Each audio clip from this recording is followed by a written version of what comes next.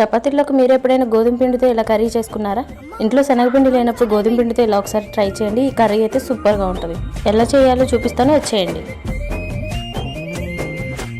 ఆకాశం తాకాలి అని ఉందా, నాతో రా చూపిస్తా సరదా. నేలంతా చుట్టేసే వీలుందా, ఏముంది ప్రేమిస్తే సరిపోదా. అహమప్పులన్నీ కొమ్మలై పూలవాన పంపితే ఆ వాన పేరు ప్రేమలే, దాని ఊరు మనములే.